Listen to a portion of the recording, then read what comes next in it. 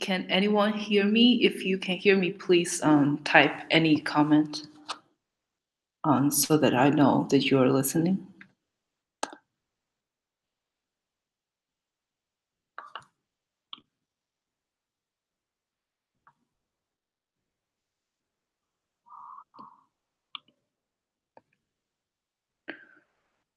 I noticed that there's like a half-minute delay, so it's really weird. Great. Today's review session is pretty simple. I'm going to go over the question that you posted on the discussion board on myCourses according to the chronological order in which you posted them. So I'm going to start with behavioral tolerance, and I'm going to go over as many questions as possible. I'm not sure if I could go over all of them, but I will try. If there are any questions that you have before we start?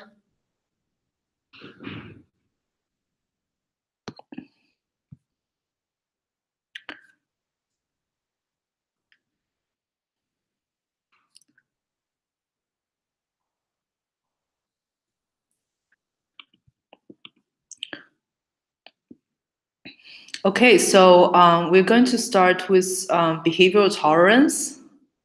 So basically, this is a concept that is introduced in the textbook, but not with much details. And so one of you asked a question on the discussion board. You said you have trouble understanding how classical conditioning is related to the development of behavioral tolerance. So I've read your question, and so basically there's no problem in your understanding. There is indeed a missing link that I think the textbook has not done a very good job in explaining. So I'm going to explain this a little bit. So basically, so in this case, the classical conditioning is a little bit more complex than the classical Pavlovian model that we are most familiar with.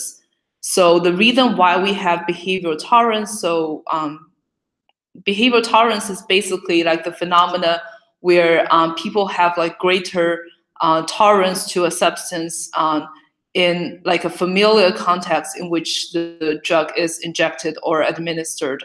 But in a different context, your body's tolerance for this substance may be much lower. So this explains many cases of deaths due to overdose, because the amount of drug that is tolerable in a familiar context become intolerable in a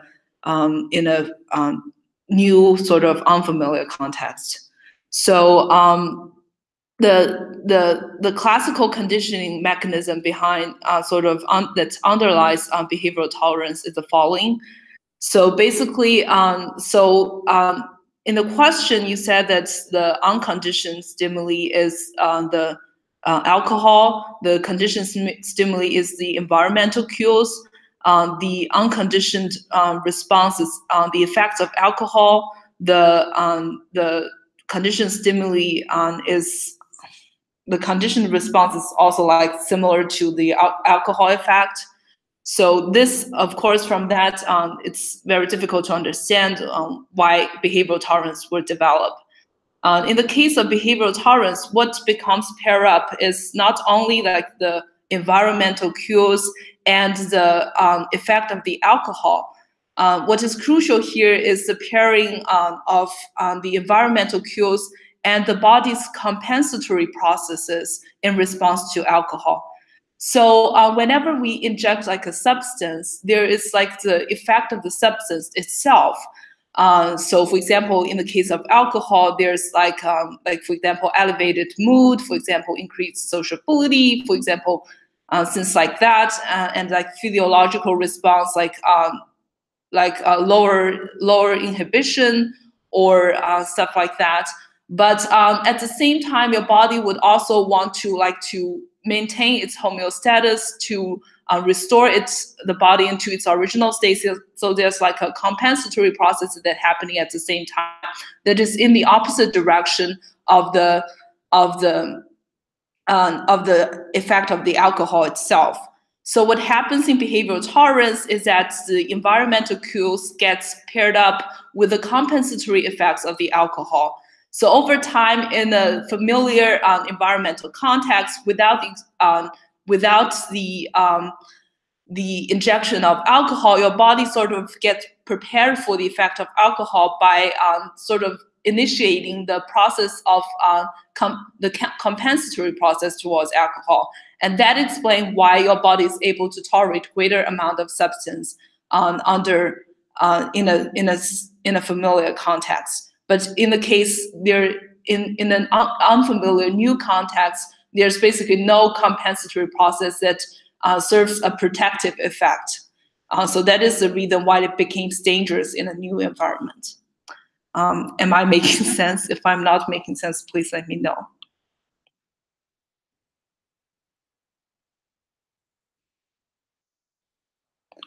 So the second question is actually two questions. So one is about OCD diagnosis, and the other one is about alcohol and dopamine. So I'm going to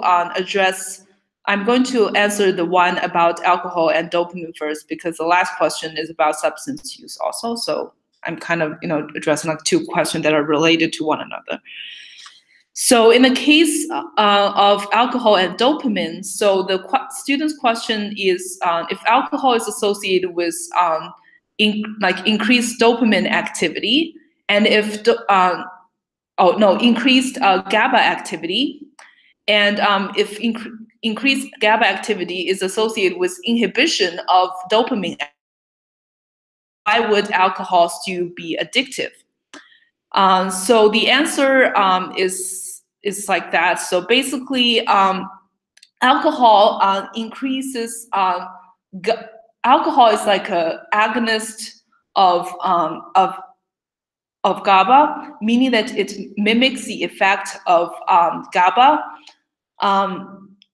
and it increases like GABAergic activity, but only I would say like in specific area of the brain, and we have talked about these areas like the prefrontal cortex, like the hippocampus, and also the cerebellum. So these are related to like lowered inhibition or blackout, or in the case of cerebellum, like decreased motor control.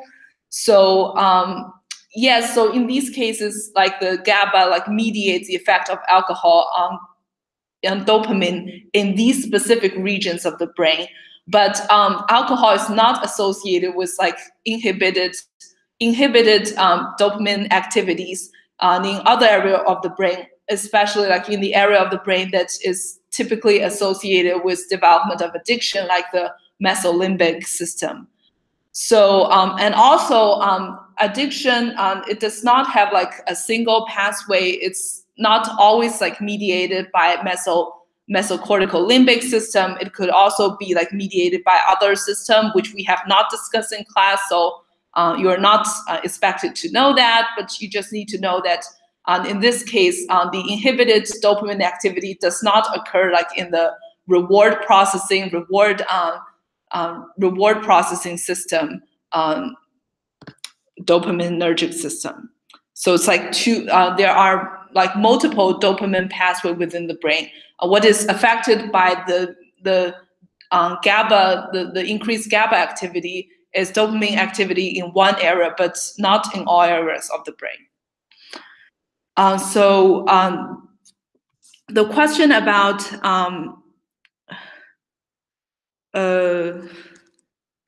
obsessive compulsive disorders. So the question is, can you get OCD diagnosis with only obsession or only compulsion? And since like the DSM defines obsession and compulsion as if they are always related to each other, Is it possible like to get diagnosed with only one of them? The answer is yes. You can be diagnosed with only obsession or only compulsion. So pure obsessional OCD. So it's basically OCD like with obsession, but with no apparent accompanying compulsive behaviors. So these we used to think that they represent that's like a significant minority of people with OCD. But there's some recent evidence suggesting that most of these individuals engage in like covert mental rituals or reassurance, which are also like forms of compulsive behaviors. So actually like pure obsessional OCD, if they exist, is actually pretty rare. But still within like the DSM-5 system, you can still get diagnosed with obsession only. And compulsion only OCD happens mostly in children. So basically these children, they could have like, there's no apparent evidence suggesting that they have any like obsessive thoughts associated with their compulsive behavior. But there's like no, but they have like sort of very rigid rules. For example, they want to like keep things in perfect order, and they would spend like 5 hours per day arranging things. So these people, these children, they could get OCD diagnosis, even though there's no apparent evidence of obsession. It's possible, but it's kind of rare.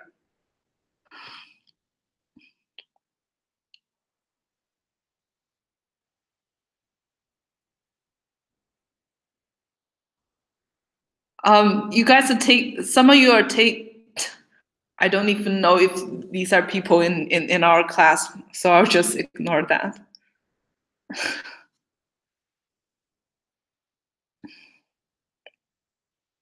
So moving on to the third question. So functioning of the HPA axis in PTSD. So basically, like in the lecture, we talk about like smaller hippocampal volume is sort of predispose individuals to show like stronger hormonal stress response after exposure to trauma. However, you mentioned that in textbook, it is said that individuals with PTSD show decreased hormonal response, decreased cortisol, and like enhanced HPA axis regulations. So are these two pieces of information contradictory? Unfortunately, I'm unable to give like a really precise, accurate answer to this question, because I haven't really done much research about that. But basically, this is like sort of the link between smaller hippocampal volume and that it is like it predisposes individuals to having like strong hormonal stress response after exposure to trauma. Basically, what this is like a hypothesis that is related to one of the Pittman study discussed in the lecture. It's like a hypothesis based on like animal studies.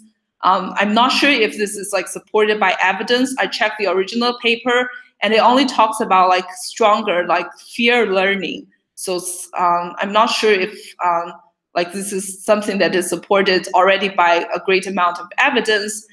And for like the decreased cortisol and enhanced negative feedback of adrenal functioning in PTSD, this I have consulted like another TA of this course, and she said that there could be like different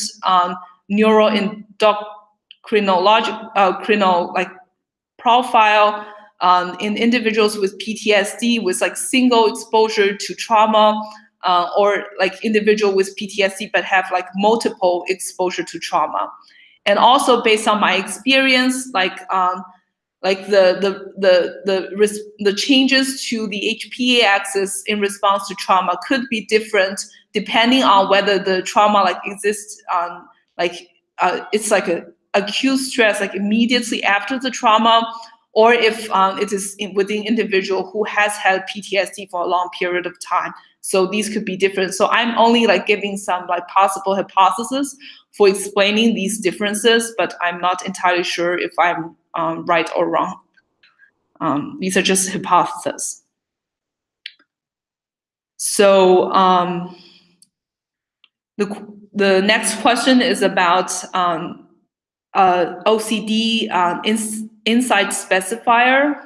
So the question is, if an individual is diagnosed with OCD,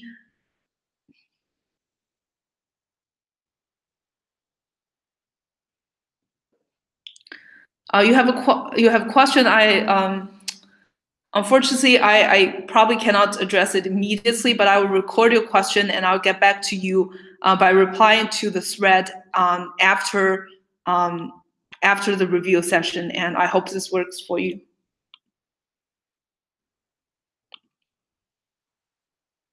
Yes, I would say just remember like the hypothesis from the lecture. So I'm moving on to the next question about OCD insight specifier. So if someone is diagnosed with OCD with specified absent insights or delusional beliefs, how would that be distinguishable from psychosis or possibly even part of the schizophrenic spectrum?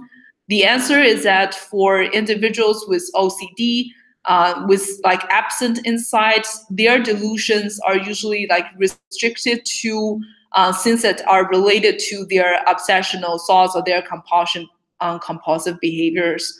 So these would be like related to their OCD pathology. But for individuals with psychotic disorder, like the loss of contact with reality is much more pervasive.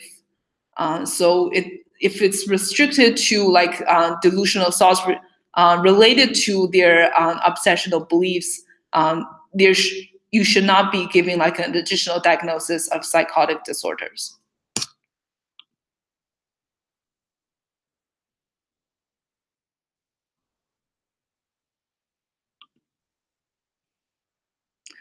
So eating disorder and genetics.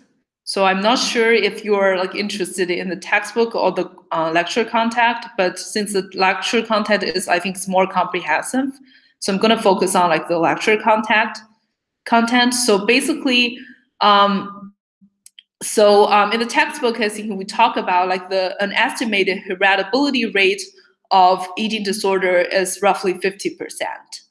But in the lecture, we sort of expanded on that, and we talked about how like heritability rates changes across time.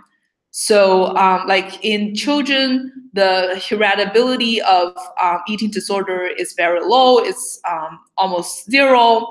But after puberty, this sort of rose to 50%, and it remains so until at least middle adulthood.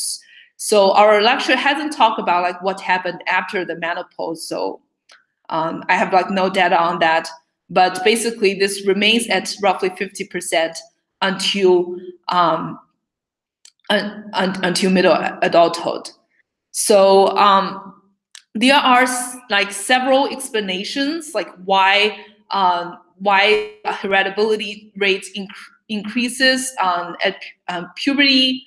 I think one of them is like maybe there are some like predisposition to gain weight, to being overweight.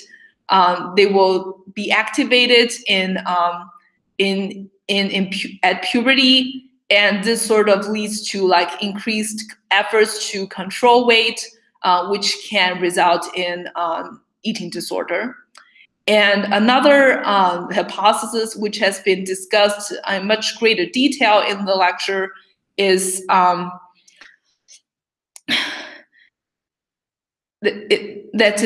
is ovarian hormones. So basically, there's like a spike of ovarian hormones, especially estradiol. So it's associated with puberty, and so in the lecture, we talk about like a study where they compared individuals who had like this very steep rise in estradiol level, and another group of individuals whose estradiol remains low, and they compared these two groups and find out that the increasing heritability rate at puberty could be explained by like the increasing in estradiol in the high estradiol group, because the low estradiol groups, the heritability rate remained at a very low level. And another supporting evidence is support ovarian hormones' role in explaining the increase in heritability rate of eating disorders at puberty is sort of the fluctuation of ovarian hormones over the menstrual cycle. So basically, in the periods, after ovulation and before you have your period. So this is like the period where it's associated with like most overeating, disordered eating behavior, and this is like this effect like is still there when controlled for like mood fluctuation. So it's not just about like emotional eating, but it's about like the ovarian hormones itself has like an independent direct effect on eating behavior.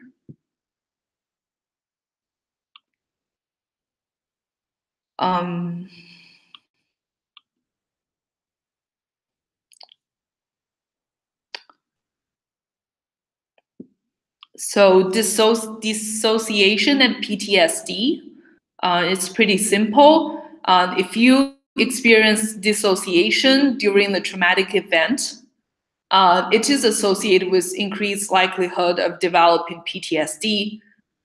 It is also associated with increased, it's also associated with like worst prognosis, which includes like a more severe course, and also like greater treatment resistance.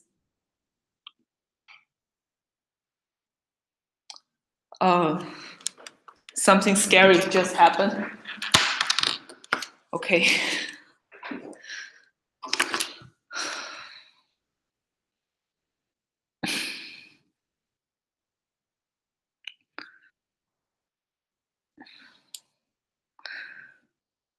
So atypical anorexia and bulimia, like how to differentiate between the two. You're right in saying that sometimes anorexia and bulimia are only like differentiated depending on weight. So it could, but in the case of atypical anorexia, if you read the diagnostic criteria, you would notice that atypical anorexia, basically it is anorexia, but like weight is still within like the normal range, despite having lost a significant amount of weight. On the other hand, bulimia is sort of associated with like so individuals with bulimia typically have normal weight and they are able to maintain normal weight within the normal range. So I would say look at the weight and also look at like the overall symptom profile. Like for example, the core feature of anorexia is dietary restriction. So if it's overall, it looks more like anorexia, and the individual has lost like a significant amount of weight, I would say it's more likely to be atypical anorexia.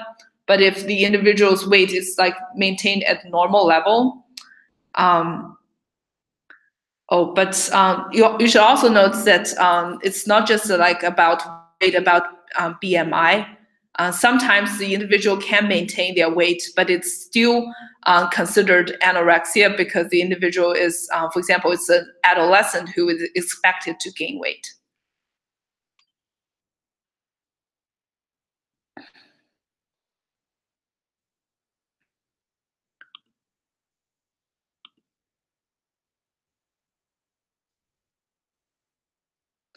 So following that is a couple of questions on personality disorder. So the first one is, is there a difference between axis 1 and 2 conditions? Like, what does this mean? So this, I believe, was brought up in the context of like the controversy of the validity of personality disorder diagnosis. So the point that Dr. Weinberg is trying to getting at, I believe, is that the boundary between axis 1 and axis 2 disorders are sort of blurry. Like there are, for example, there are axis 1 disorders like generalized anxiety disorder that have like an early onset chronic course. So they have like features of like a personality disorder, and there's some debates about, some people think that it's better to categorize generalized anxiety disorder as a personality disorder. And there are also like personality disorders, so we tend to think that these things like intractable, like they remain the same like across the individual's lifespan. Like the only thing that we can do is basically to teach the individual to get used to it, to reduce some of the functional impairments associated with it. But I think recent evidence has demonstrated that basically some of the axis 2 disorders, like borderline personality disorder, for example, can be effectively treated with, for example, treatments like dialectical behavioral disorders. So basically what this sentence is getting at is that axis 1 and 2 conditions are not that different. So the second question is about like self-consciousness, low level of self-consciousness in histrionic personality disorders. And so like, is it like contradictory with the idea that individuals with histrionic personality disorder are sort of unconscious of their presentation? So I would say that these two consciousness mean slightly different things. So in the first case, it is basically self-consciousness. So it's like, so individual with histrionic personality disorder, they have lower self-consciousness, meaning that they sort of have low level of inhibition, or they have exhibitionist tendencies. They have lower level of nervousness, lower likelihood of being embarrassed. So these are like low level of self-consciousness. But for conscious of presentation, I'm not exactly sure what you are getting at. But I suppose it's about like whether the individual have insight to their problems, and individuals with histrionic personality disorder do have some insights to their problem. They know that they know at least to some extent that they crave attention, that they are high maintenance, that this can sometimes be a problem, especially in interpersonal relationships. So they are sort of conscious of, they have insights into their problems, but they have low sort of self-consciousness in sort of, like especially in interpersonal settings, like they have exhibitionist tendencies, low level of inhibition, stuff like that. So etiology of narcissistic personality disorder, vulnerability.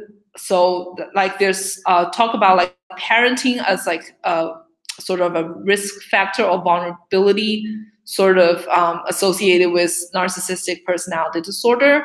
So the type of parenting that is associated with NPD is like intrusive but distant or cold parenting.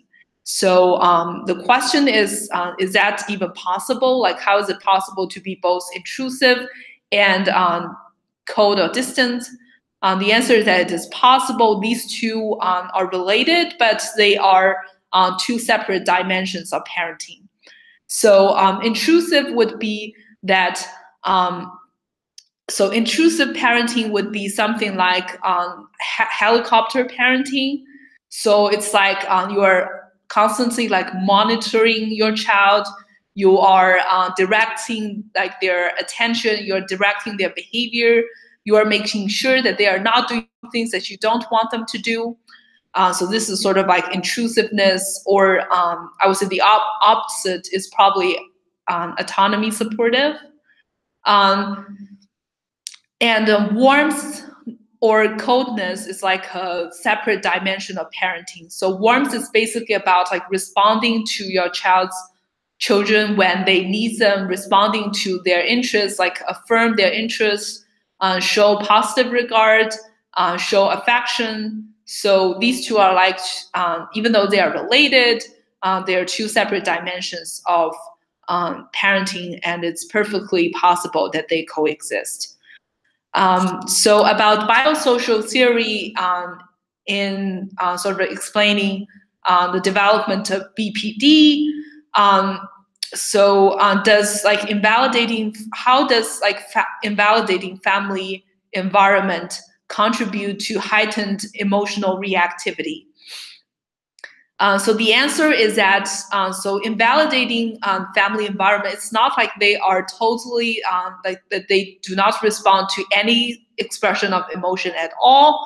It's basically that they do not acknowledge, or they do not see as a big deal of that emotional responses in the regular, I would say in the normal range, and they sort of only respond when the children respond like in an extreme way. So this sort of reinforces like the extreme emotional response, like throwing a tantrum, or in older kids, for example, making the scene. So this sort of reinforces extreme emotional expression. And then also there's a second pathway that contributes to heightened emotional reactivity, and that is so if in a normal sort of non-invalidating family environment, the children have like the opportunity to learn how to recognize, to label, to deal with, to handle their emotion. So there's like learning opportunities to deal with emotions. Um,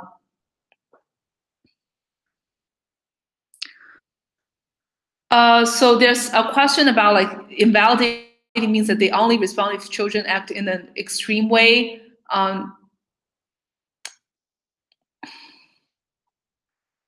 uh, I would say it's not like they always respond when the child acts in an extreme way. Maybe they won't even respond when they act in an extreme way. But the only situation where they would possibly attend to the children's emotional reaction would be in these extreme situations. So just to summarize what I have said, invalidating family environment contributes to heightened emotional reactivity. First of all, by reinforcing extreme emotional expression or reaction, and secondly, by depriving the children of the opportunity to learn how to regulate their emotions.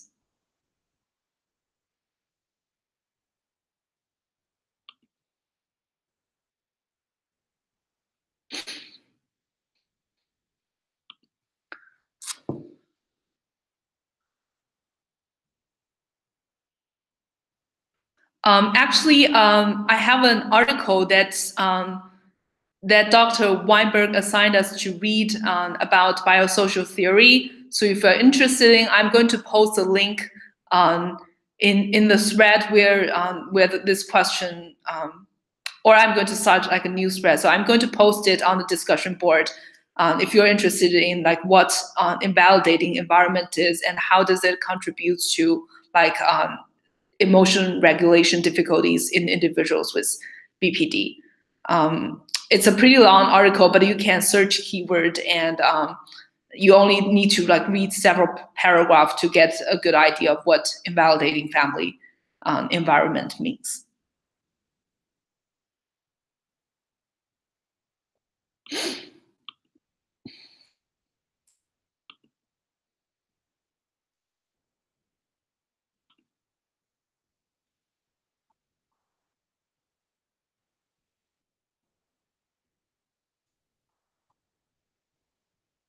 So what is the difference between a compulsion and neutralization? So I'm not exactly sure about the answer, but I checked like the glossary, like the list of words and definitions at the end of your textbook, and it seems that the main difference is that compulsion is like a repetitive way of like neutralizing obsessive thoughts. So it involves like repetition, and that is like the key difference. Neutralization is like, for example, if you have done something that you think is contaminating, afterwards you symbolically wash your hands, but only for once. It's just like neutralization that we all engage in, but compulsion is like more extreme, more repetitive form ways of neutralizing.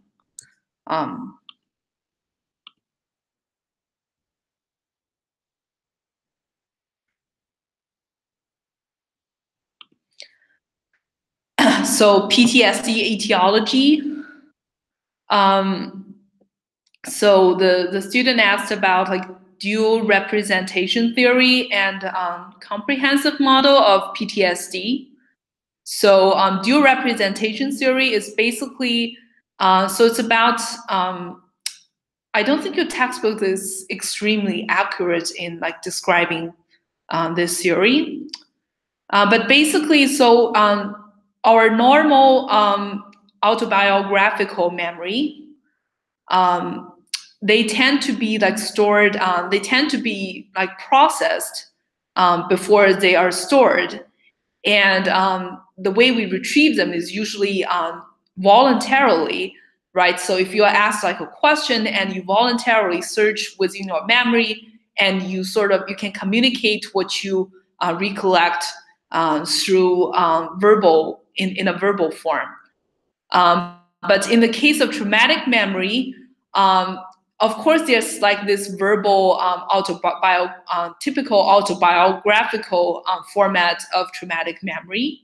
But in the case of traumatic memory, there's like a second form of the way in which memory is encoded and retrieved, and that is called, I think it's called situationally accessible memory.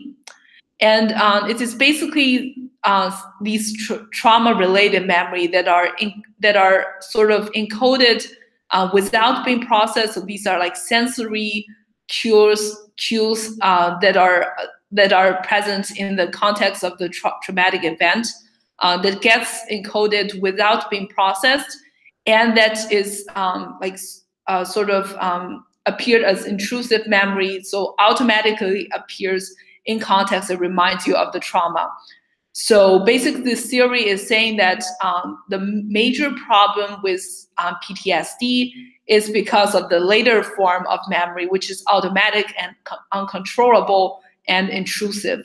So a way to to deal with PTSD and to deal with this form of memory is basically by transferring this form of memory to like the normal autobiographical memory form that is communicable through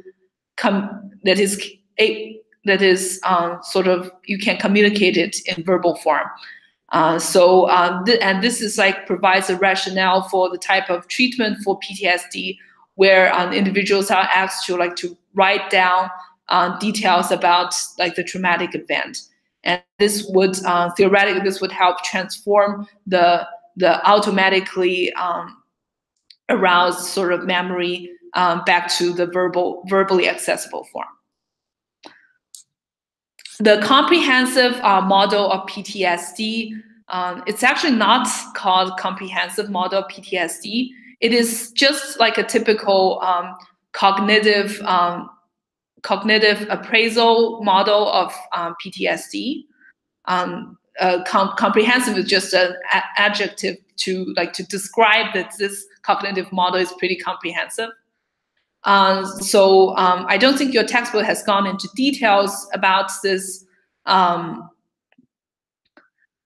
I don't think your textbook has gone into much detail, but I think basically it's about like individuals tend to like generalize their experience, like for example, I think it's associated with the concept of fear generalization that we talk about in lecture. So basically, you encounter like a traumatic event in a specific context.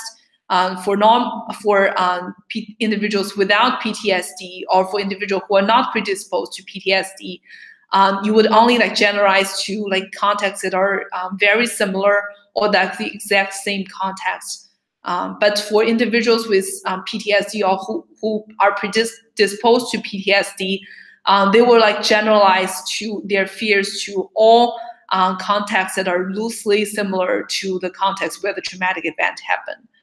And also, I think it was also mentioned in theory that they tend to like to experience things that are happening in the past as if they had, as if these things happened in the present. So it's like some disruption in the memory system where the time label that you give to your memory is sort of messed up. But I don't think you need to know a lot of details regarding these two theories.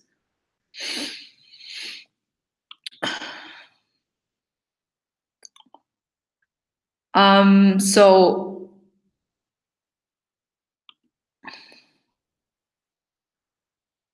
the next question about GABA and alcohol use disorder, I think has already been answered by one of your fellow classmates, and I think you're on the right track in your explanation. So I'm not gonna go over that question again.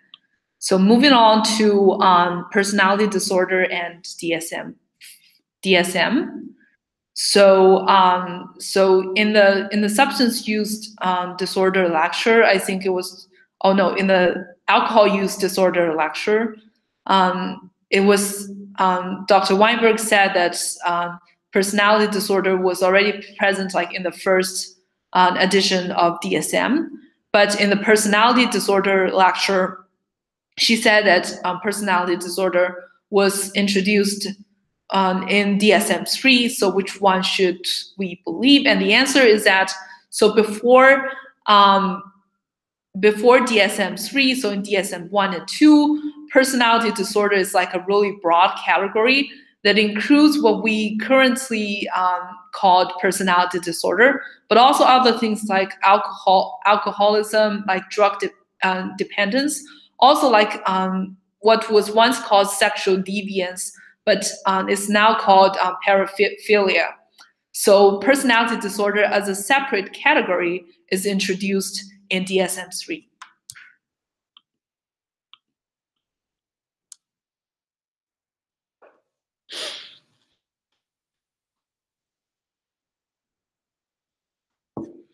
So APD and psychopathy, so like what are the difference between the two? So my understanding would be that APD is like, it focused mostly on behavioral criteria. So like impulsivity, like aggressiveness, things like that.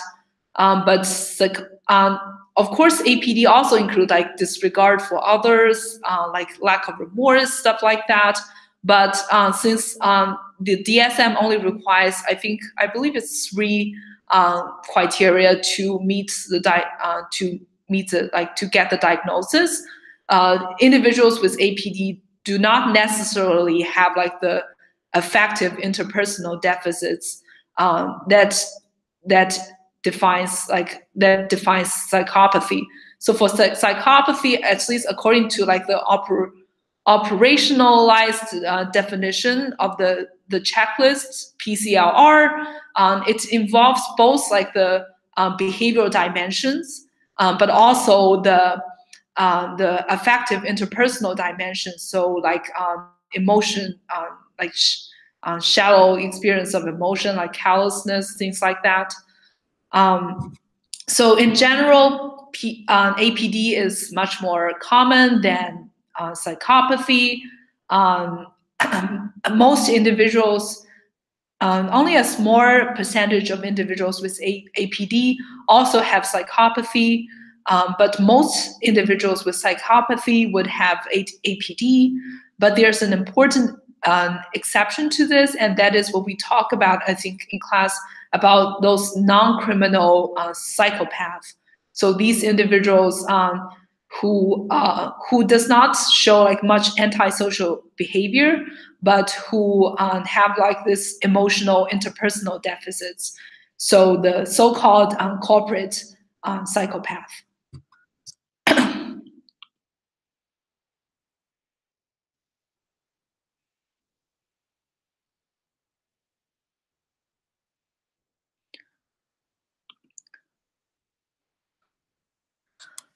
So there's, I'm sorry. So there's a study about like motivational interviews, so the student asked why it would be said that motivational interviewing was effective even though both the standard care and the MI group reduced their drinking. Does it mean that MI is not as effective as it seems? So you should, for this question, you should remember that MI is typically it's not used as like a standalone treatment, and it's not like meant to replace comprehensive alcohol use treatment. It is typically like a very brief, low-cost intervention that it's typically used at the beginning of like a treatment to reduce ambivalence and to increase motivation for treatment. So in this study, although the drinking was not like reduced to a greater extent than the standard care group, MI is indeed associated with more improvement, more functional improvement. So in other words, greater reduction in functional impairment associated with alcohol use. So because this intervention is like so brief and so cheap, so simple, that it's had like some significant effect alone is encouraging enough. MI is not meant to replace like comprehensive inpatient treatment. It is typically more useful for community populations, so that it has some significant effect, although it's not on the drinking behavior itself, but on the functional like impairment associated with drinking. This itself is encouraging enough.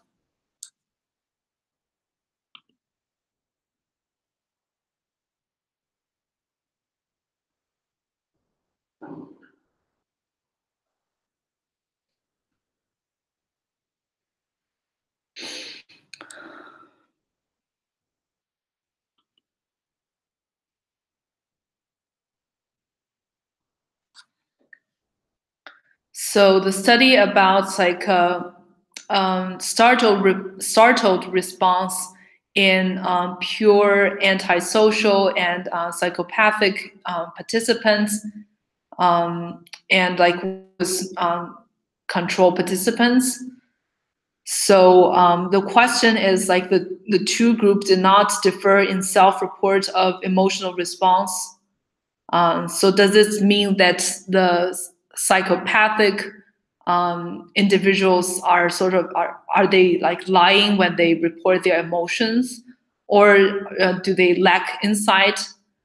Because they actually did differ in their so the question states they did differ in their emotional response, but I would say they differ in their physiological response. So physiologically, so they did show like less like so I have checked like the original article, and I don't think they have like reported like whether the individuals lacked insight or whether they were lying. They do not report anything on that. And also, you know, like they actually did differ. As I mentioned, it's important to differentiate between like the difference in physiological response and like the affective self-report emotions. right? So because physiological response is like only like one aspect of emotion. It's possible that cognitively they have like no insight into that they are experiencing like less emotional arousal, which means that they are not lying, they simply lack insight. But it could also be that they are lying. But in this particular study, they did not report like the reason why there's this like difference between affective response and physiological response.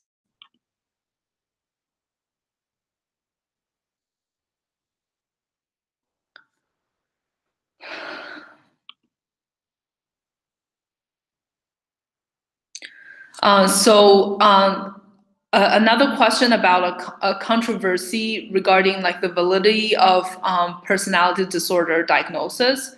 So the question is, what does our personality disorders differences in degree or differences in kind mean?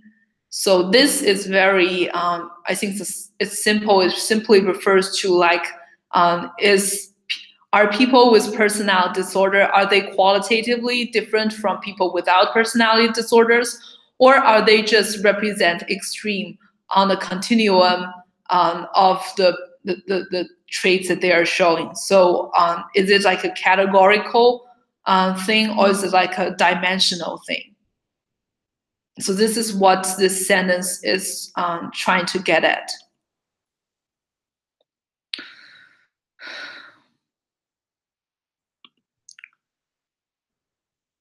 Comorbidity with personality disorder and other disorders.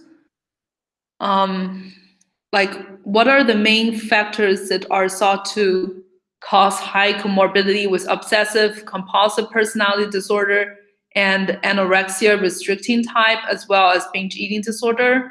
And why is avoidant personality disorder comorbid with all eating disorder? And also, like, why is bipolar could be like diathesis for unipolar, bipolar, and PTSD? So these are like a lot of questions. I'm first going to address like the question about comorbidity between personality disorder and eating disorder. So I'm basically reading from an article, which I think the site is probably based on. I'm going to post a link of this article on the myCourses discussion board after the session. But I'm just gonna like read whatever I have here. So basically, the reason why avoidant personality disorder is frequently comorbid with eating disorder is that they share like this factor of like being overly concerned with acceptance and avoidance of others. And obsessive compulsive personality disorder, its comorbidity with anorexia nervosa restricting type and with binge eating disorders. So these are like the shared factors with these disorders are perfectionism, also maybe like rigid control. I'm less sure actually about like the link between obsessive compulsive personality disorder and BED, because BED, as far as I know, is often comorbid with with borderline personality disorder, because it's associated with like emotion control difficulties. But I also imagine that maybe like binge eating could be like an outlet. It could be like an emotional regulation strategies for individuals with obsessive compulsive personality disorders.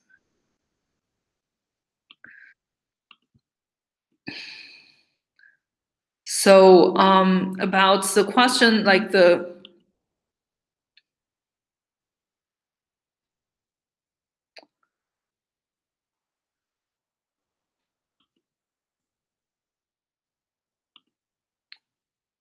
like borderline, why could borderline being a diathesis for like mood disorders and for PTSD? This I haven't done any research But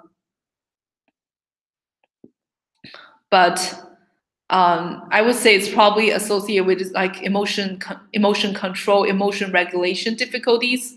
I would say this is probably relevant as a diathesis for mood disorder and for PTSD, but I'm not entirely sure.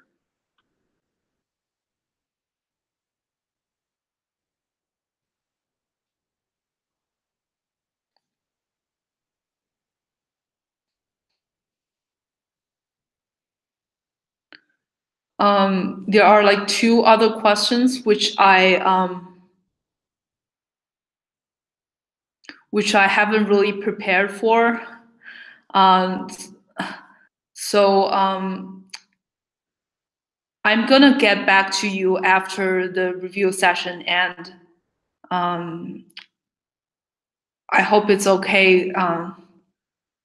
I haven't prepared for these two questions, so I'm not sure if my answer, if I answer them right now, it would be adequate. But I would need like half an hour to get home, and I will get back to you by 9 o'clock or by 10 o'clock today. Do you guys have any further questions?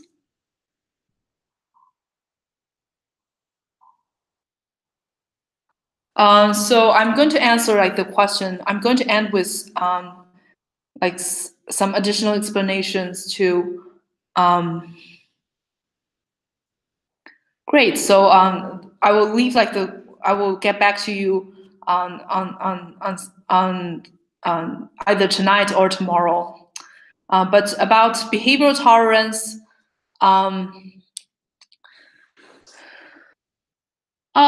what's like body cue? Did I talk about body cue, or I probably misspoke if I talk about body cue? So what I mean here is that behavioral tolerance is explained by like the link between environmental cues and body's compensatory reaction to the injection of a substance. So compensatory reaction would be like your body's response to counteract or to cancel the effect of the drug. So this would be something like it's somewhat similar to like the effect of the parasympathetic system after like a stress response. Does that make sense to you?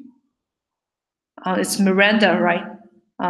Does that make sense to you, or do I need like do you need any further explanations?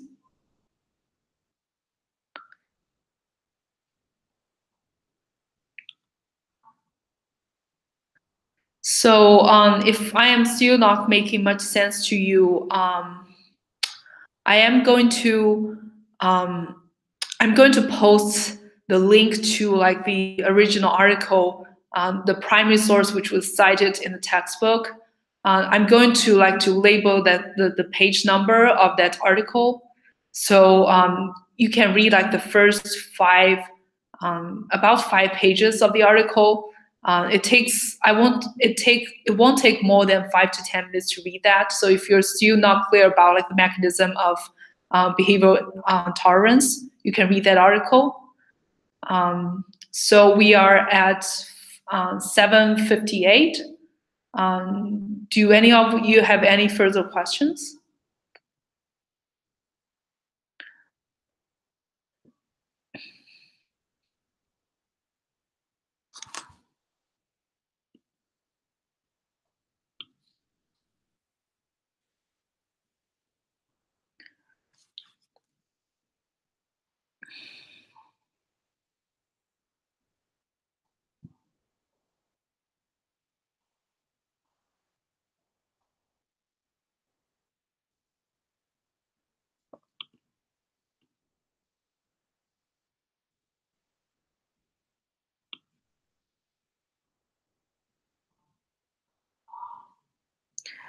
So if you have no further questions, I'm going to end the broadcast in a minute.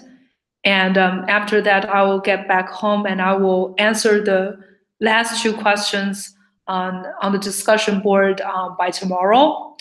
And I will post a link to some of the relevant primary sources that you might be interested in regarding a number of your questions. So good luck on the exam on next Monday.